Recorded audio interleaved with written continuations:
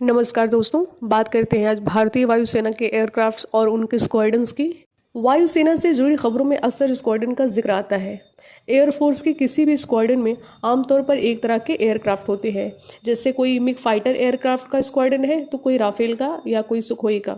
वायुसेना में fighter squadron का सैंक्शन नंबर 42 है, यानी वायुसेना के पास फाइटर एयरक्राफ्ट के 42 स्क्वाड्रन्स हो सकती है। हालांकि एयरफोर्स के पास अभी स्क्वाड्रन की संख्या इससे काफ़ी कम है। अब ये जानते हैं कि एयरफोर्स के पास अभी किस तरह के विमान हैं और कितनी स्क्वाड्रन्स हैं। वायुसेना के पास इस वक्त फाइटर एयरक्राफ्ट्स में मिग-21 बाइसन, मिग-29 Jaguar, Mirage 2000, Sukhoi 30 MKI, Rafale और लाइट कॉम्बैक्ट एयरक्राफ्ट यानी कि तेजस है। कुल फाइटर स्क्वाड्रन्स की संख्या 42 होनी चाहिए, लेकिन एयरफोर्स के पास अभी 31 स्क्वाड्रन्स हैं। वायुसेना के पास ट्रांसपोर्ट एयरक्राफ्ट में IL-76, AN-32, एवरो, C-130 और C-17 है और अभी हाल ही में C-295 को भी शामिल किया गया है। एम्ब्रेयर और बोइंग भी हैं जिनका इस्तेमाल VIP मूवमेंट के लिए किया जाता है। एयरफोर्स के पास चीता, चेतक, चीतल और एडवांस लाइट हेलीकॉप्टर हैं। इसके अलावा MI-17, MI-17IV, MI-17V5 हेलीकॉप्टर्स हैं।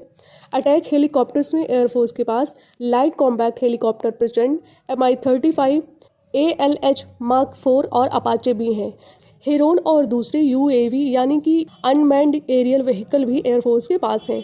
एक स्क्वाड्रन में आमतौर पर 16 से लेकर 18 एयरक्राफ्ट्स होते हैं। पिछले साल 30 सितंबर को एयरफोर्स के 51 स्क्वाड्रन की नंबर की प्लेटिंग हुई। ये स्क्वाड्रन श्रीनगर में बेस्ड थी और मिग-21 बाइसन फाइटर जेट इस स्क्वाड्रन का हिस्सा थे। अब एयरफोर्स के पास मिग-21 बाइसन की कुछ ही स्क्वाड्रन्स रह गई हैं जो आने वाले सालों में फिज आउट होंगे। 51 नंबर के स्क्वाड्रन वही स्क्वाड्रन है जिसके ग्रुप कैप्टन अभिनंदन वर्धमान ने फरवरी 2019 में बालाकोट एयर स्ट्राइक के बाद पाकिस्तानी फाइटर जेट को मार गिराया था। ये स्क्वाड्रन 1 फरवरी 1985 को चंडीगढ़ में बनी थी और 1 मई 1986 में ये श्रीनगर में शिफ्ट हो गई। पहले इस स्क्वाड्रन में मिग-21 टाइप 75 एयरक्राफ्ट थे। जनवरी 2004 में ये अपग्रेड होकर मिग-21 बाइसन में तब्दील हो गए।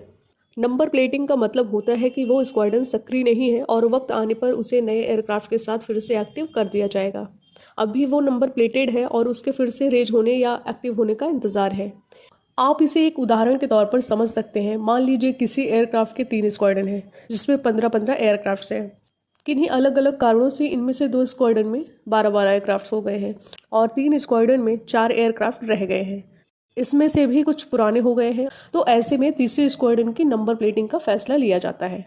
नंबर प्लेटिंग वाले स्क्वाड्रन के पास जो एसेट्स हैं जैसे एयरक्राफ्ट, इक्विपमेंट्स और मैन पावर, उन्हें दूसरे स्क्वाड्रन में दे दिया जाता है। जैसे हमने जो उदाहरण लिया है इसमें तीसरे स्क्वाड्रन में 4 एयरक्राफ्ट सहित पूरे एसेट्स के बाकी 2 स्क्वाड्रन में बांट दिया गया, जिससे उनमें भी एयरक्राफ्ट पूरे हो गए।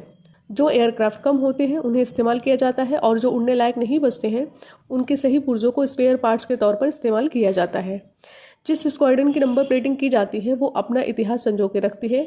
जब फिर नए एयरक्राफ्ट आएंगे तो उस स्क्वाड्रन को उसके इतिहास ट्रेडिशन के साथ फिर से शुरू किया जाएगा। नंबर प्लेटिंग का मतलब रिटायर होना बिल्कुल नहीं होता है। इसका मतलब ये है कि 51 स्क्वाड्रन की नंबर प्लेटिंग की गई, लेकिन जब एयरफोर्स के पास नए लाइट कॉम्बैक्ट एयरक्राफ्ट या कोई नए फाइटर एयरक्राफ्ट आएंगे तो 51 स्क्वाड्रन फिर नए एयरक्राफ्ट के साथ खड़ी हो सकती है। अब जानते हैं कि एयरफोर्स के पास कितनी कमांड है। एयरफोर्स के पास कुल 7 कमांड हैं। इनमें से 5 ऑपरेशनल कमांड हैं, एक ट्रेनिंग और एक मेंटेनेंस कमांड है। ऑपरेशनल कमांड है western air command, south western air command, southern air command, central air command और eastern air command. Western air command का हेडक्वार्टर दिल्ली में, साउथ वेस्टर्न एयर कमांड का गांधीनगर, सदर्न एयर कमांड का Thiruvananthapuram, central air command का प्रयागराज और eastern air command का headquarter Shillong में है। एयरफोर्स की मेंटेनेंस कमांड नागपुर में है और ट्रेनिंग कमांड बेंगलोर में है। हर कमांड के तहत फ्लाइंग स्टेशन और ग्राउंड स्टेशंस होते हैं। किस कमांड के तहत कितने स्टेशन हैं ये ज़रूरत के हिसाब से तय होता है। जैसे वेस्टर्न कमांड के तहत सबसे ज़्यादा स्टेशन है। फ्लाइंग स्टेशन के तहत फ्लाइंग स्क्वाड्रन्स होती हैं।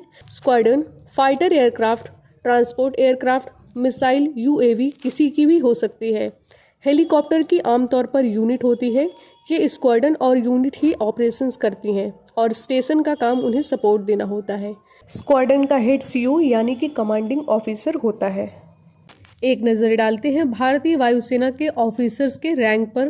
तो सबसे पहले आते हैं फ्लाइंग ऑफिसर, फिर flight lieutenant, squadron leader, wing commander, group captain, air commodore, air vice marshal, air marshal, air chief marshal और सबसे टॉप पर आते हैं marshal of the air force. Marshal of the air force की rank वायुसेना के अधिकारियों में मात्र अर्जन सिंह को मिली हुई है।